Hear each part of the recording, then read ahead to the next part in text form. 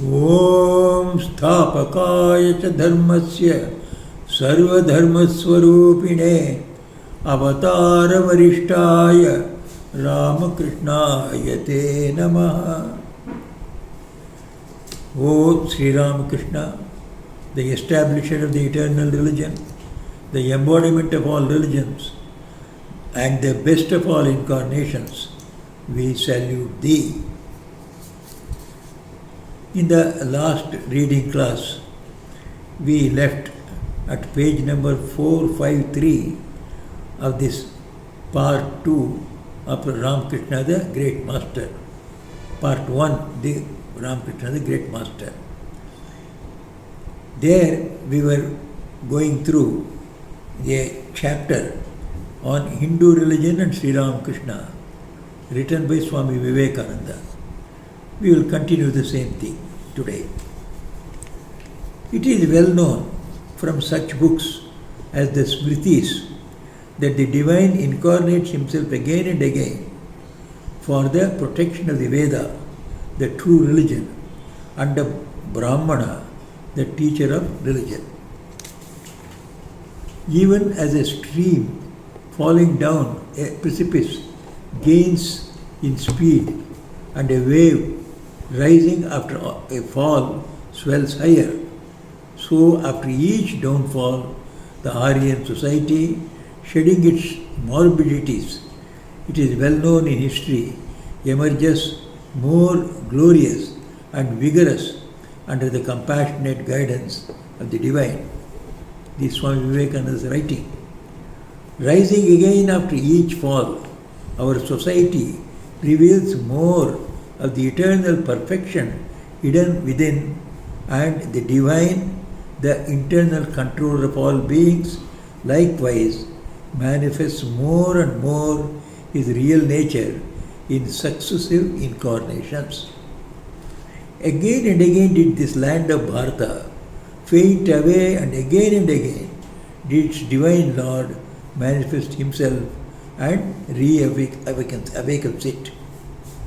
But in the past, no new moon night of sorrow veiled the Holy Land with such a profound darkness as the present one, though the night is all but gone.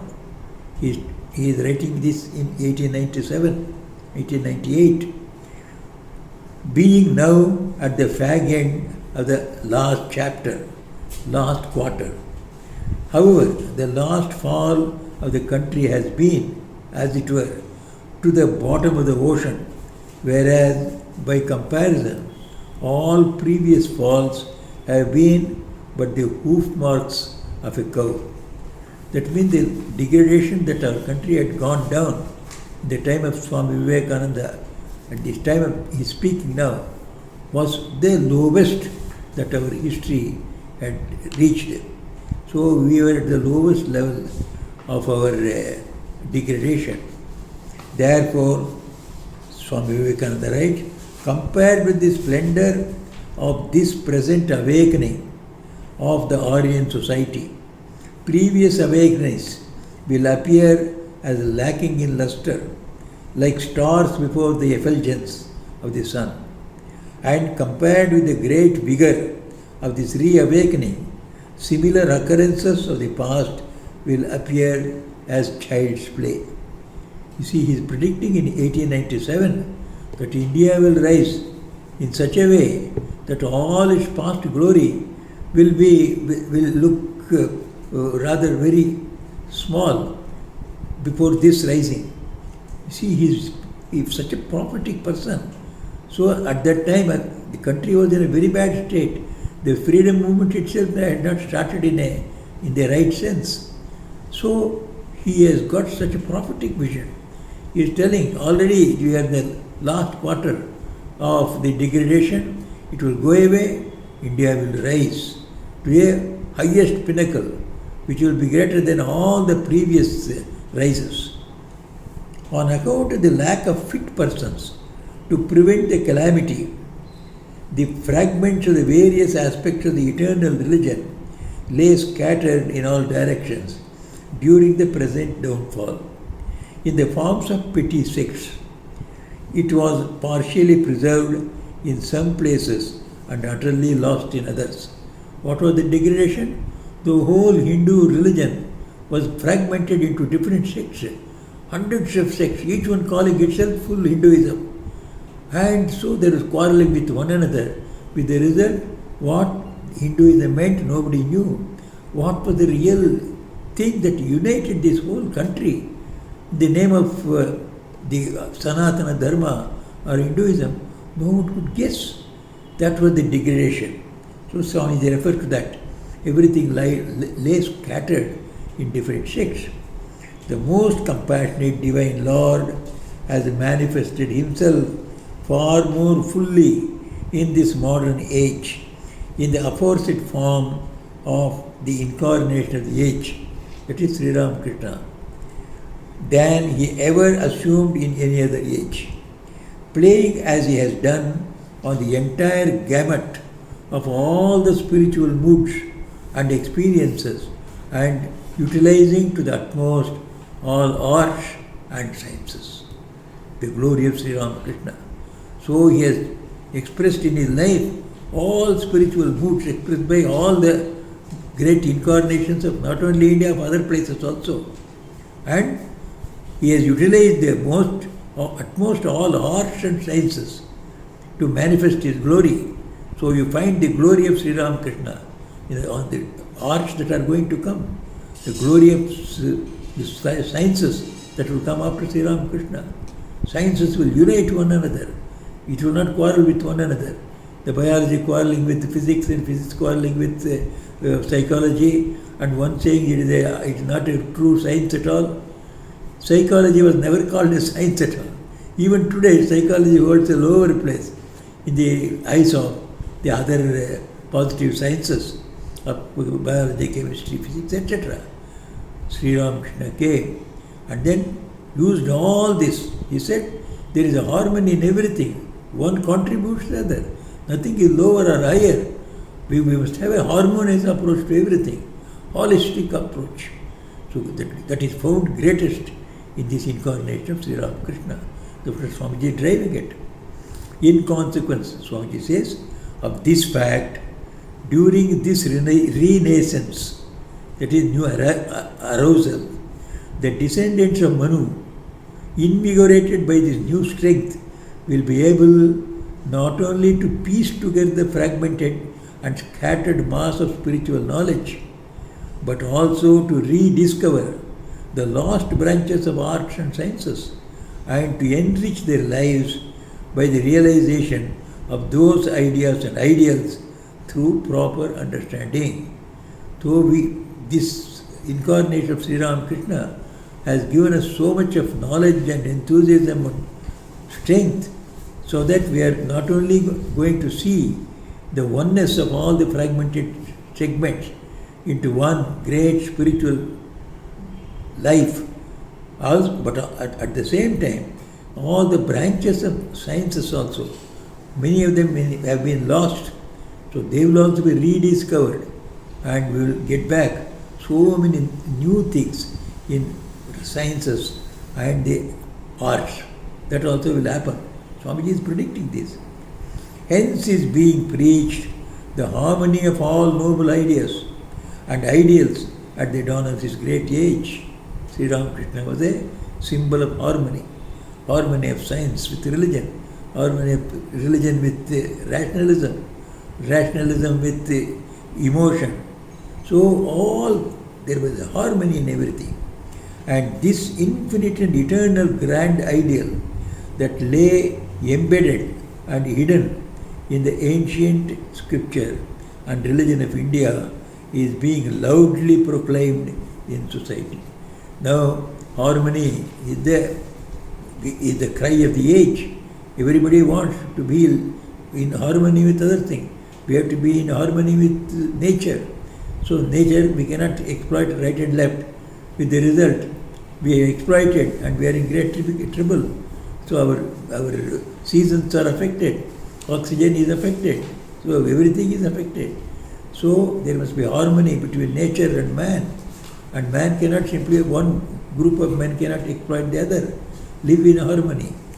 So all these things Swamiji is driving at. This new faith of the age, that is Sri Ramakrishna's faith or the interpretation of the Vedas, is the fruitful source of all blessings to the world, especially to Bharat, India. And Sri Bhagavan Ramakrishna, the founder of this new religion of the age, is the reformed manifestation of the ancient holy founders of religions of the past. Sri Ramakrishna did not get found in a new religion. It is the same Hindu religion which we had fragmented and did not know. It was such a huge, fantastic religion comprising of all the religions of the world. But we were thinking it is a small sect, either as a Vaishnava sect or Shaiva sect or some other sect like that. So the manifestation of Sri Ramakrishna will now give us the complete idea of the vastness of this Vedic religion, this Hinduism, religion of the Vedas. So Swamiji exhorts us now, have faith in it. That this is the harmony of religions preached by Sri Ramakrishna. Have faith in it, O man, grasp it. O man, a dead person never returns. A past night does not come back. An emotion, however passionate, never takes the same form over again. A jiva, likewise, does not assume the same body twice. We therefore call you back from the worship of the past to that of the palpable present, from the useless expenditure of energy on regrets for the bygone to the grand endeavour of the living present, from the waste of energy in recovering lost pathways to the broad, new-laid neighbouring highways. Wise one, take the hint. So the new age is dawning. New Avatara has come. He has given a new message to us. We must look forward, no looking backward, and feeling sorry and regrets for that one. Put your endeavours, go further, and go to a level which will be higher than all the levels we have reached in the past. That is Swamiji's hearkening to us. Imagine and feel the fully developed state of the power. He asks us to realize what he is stressing, the prophetic view that is going to come, the future Bharat. The mere opening sound of which is reverberating in all the quarters to the very skies. Give up all vain doubt, weakness, jealousy and malice common amongst a slave race, and help in the work of turning forward the wheel of this great age. Turning the wheel means like the Buddhism, Dharma Chakra. They turned the wheel of Dharma, a new age came. So Sri Swami Vivekananda is hinting, a new age has come for the whole world, the age of Sri Ramakrishna, and help in the work of turning forward the wheel of this great age. We are the servants of the Divine Lord, His children, His playmates, assisting Him in His play. Swamiji used to call the creation as the play of God. He never called it as a dream or something false, something impermanent you need not bother about. So He gave the creation a place of play of God. God is there behind everyone. Good or bad, everything is God. Look at that, look God in good, look God behind bad also. Then you will see the glory of this creation. Everybody has got a place in this one. In a play, whether you lose or gain, it doesn't matter. A good play is always a good play.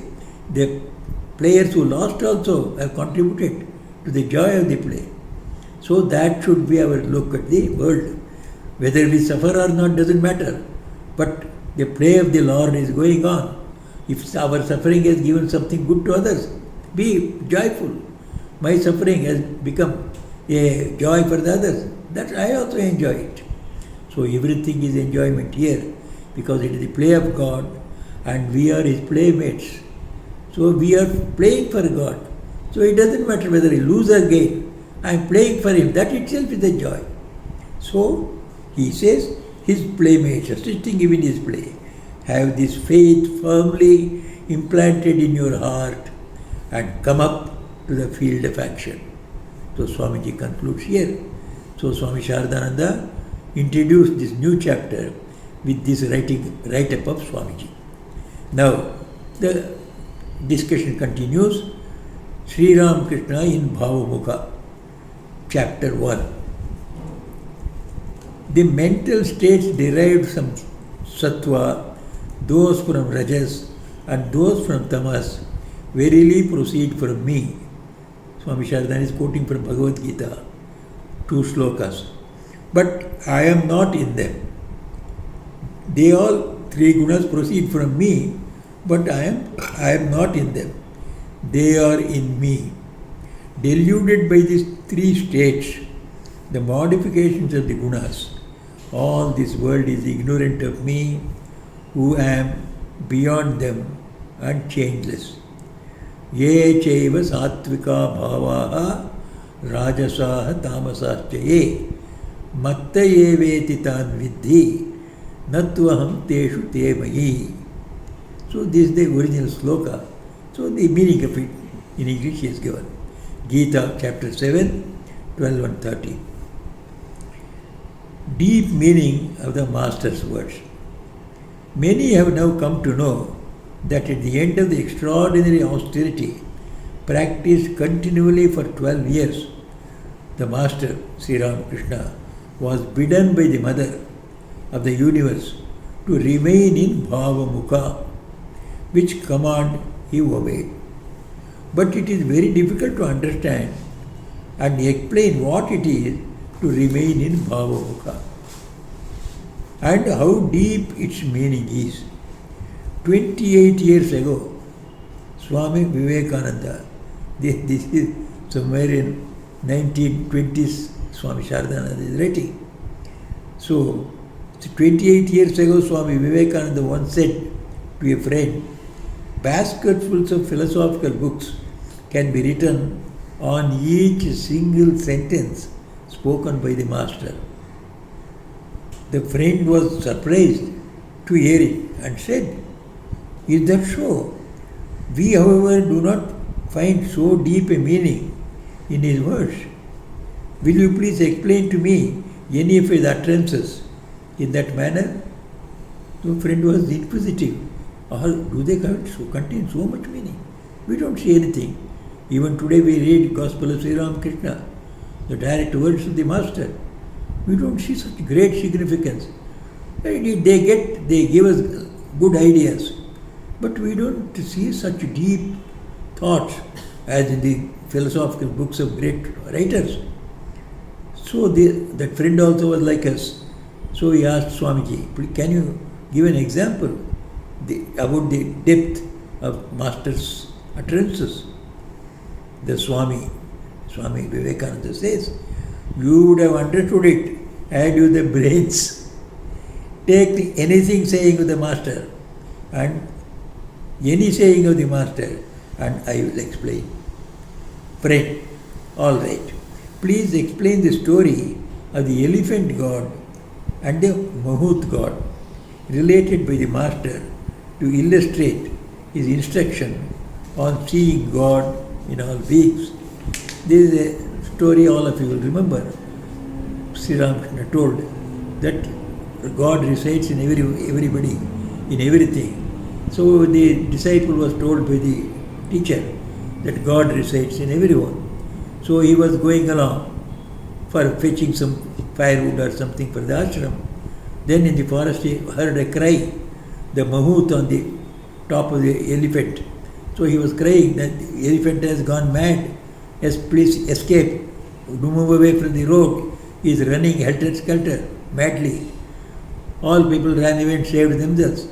But this disciple who had heard that God is in everybody, so he started reasoning.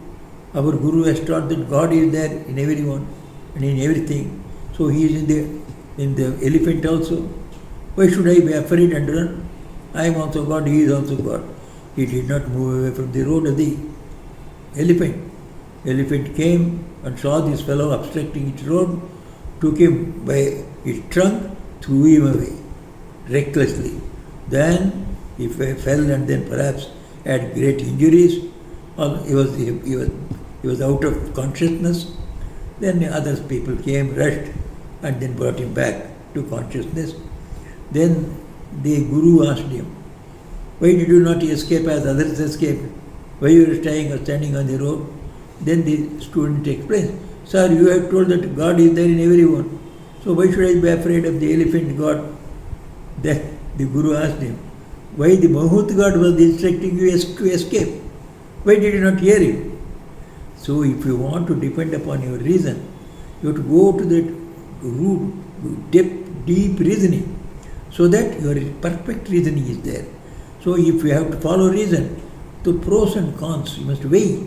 So two gods are telling, one is asking you to escape, another is asking, and your reasoning says, no, I don't have to escape. So between these two, which is the one that is pertinent to the situation? According to the situation, you have to use your logic or inferential thinking and follow. It's a very difficult path of reasoning. So Sri Ramakrishna through the story has given you the Swami at once took up the controversy over the doctrines of free will, like the disciple who said, I will decide, if everything is God, I will not escape. And of predestination, the elephant has already decided, whoever comes on the way, I will throw him out. These two are at clash there, or personal effort and God's will. So both of them seem to be opposite to one another, raging perpetually among the scholars of both the East and the West. Swamiji says this is the great problem of philosophy that Sri Ramakrishna has solved through that story. And without any approaching any conclusion, even today, and continued for 3 days to explain the frame in simple language that this story of the Master was a wonderful solution to that controversy of centuries. So that is how the incarnations speak. They speak such simple sentences, but the meaning inside them is immeasurable, unfathomable. Similar are the words of all incarnations of God. On reflection, one is amazed to find such profundity of meaning in the ordinary daily conduct of the Master and in his teachings. This is true of every one of the incarnations of God. One has to study their lives to be convinced of this truth. Leaving aside the instances of one or two great souls like Shankaracharya, who had to establish religion by tearing to shreds the whole fabric of the opponent's perverse arguments. That means he had to resort to reasoning to convince the opponents, Shankaracharya. We find in the lives of other great souls that they said and explained in simple language and in short parables, touching the heart, and in the homely similes and allegories, the truths they had to teach. All other incarnations, excepting of course Shankaracharya, so they all used their similes, stories and simple language to convince the opponents. They didn't go for logic or rhetoric. They kept themselves at a safe distance from grandiloquent bombast or elaborate rhetoric. But their simple words and plain similes have so much meaning and power in them for elevating ordinary people to high ideals that even now we have not become able to comprehend their meanings in full or find a limit to their power, though we have been attempting to do so for thousands of years. The meaning of Bhagavad Gita, so meaning of the Upanishads, so meaning of some of the great hymns written by these saintly poets. So we go on singing for thousands of years, but each time we find a new meaning, a new emotion, a new enjoyment in them. So much of power is there in those simple words, because the person behind that is an immeasurable, unfathomable person. He is God Himself. So a divine person, when he speaks, every word of him will carry that infinite meaning inside it. That's what he is driving at. The more we study them, the more do we find deeper and deeper meanings. And the more we muse over them, the more does the mind renounce the transient, inauspicious realm of the world and ascend to higher and higher regions. And the farther one proceeds towards the realization of the supreme goal, or the existence in Brahman, or liberation, or the vision of God, as has been variously called by the great souls, the more does one comprehend in one's heart of hearts the deep significance of those simple words. So the more we think about the simple teachings of incarnation, more we are inclined to become ourselves spiritual. That means relishing the spiritual teachings, the real way of enjoying the spiritual joy, and thus comparing to the joys of the senses, finding that sensual joys are somewhere very, very, very inferior to the joys of the spirit.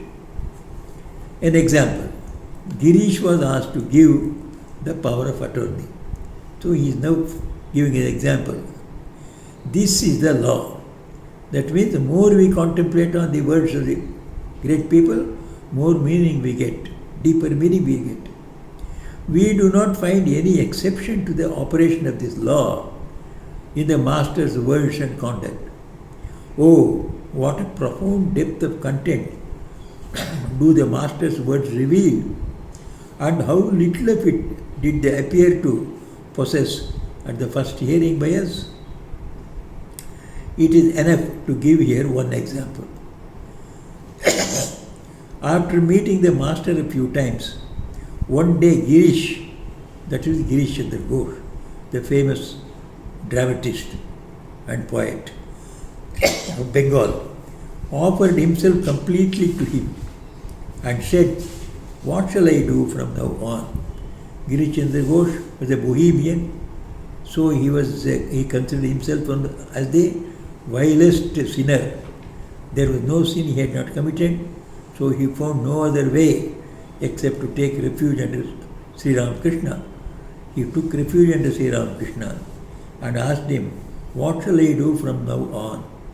Now I have surrendered yourself completely, and you said you have taken my responsibility. Now what shall I do?" He is asking. So the Master, "Go on, be doing what you have been doing." He was running a theatre, but having a number of employed actors and actresses.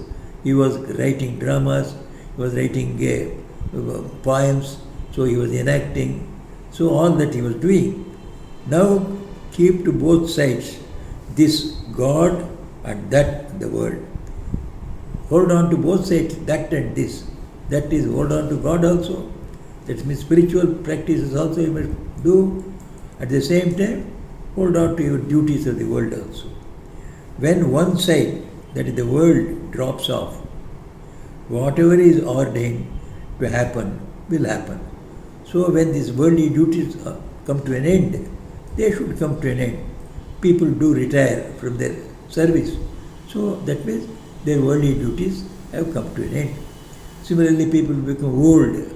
When they become old, all the family people say, "Oh, grandpa, you don't have to do anything.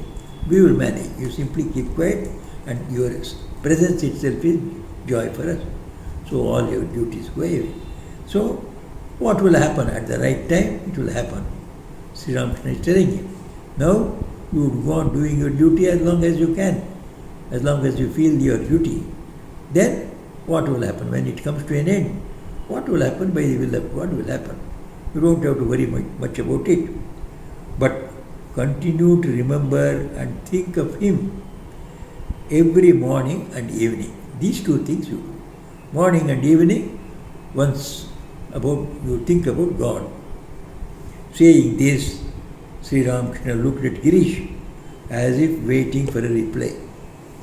At this, Girish was sad and thought, the nature of my work is such, of running the theatre, of teaching the actors and actresses and taking care of the discipline of other administration, all that, I cannot keep regular time even for satisfying my daily physical needs, such as eating, drinking, sleeping, etc. I am certain to fail to remember and think of God morning and evening. Oh, what a calamity! It will be very wrong to transgress Sri Guru Maharaj's words, and evil will certainly befall me. So how can I agree now?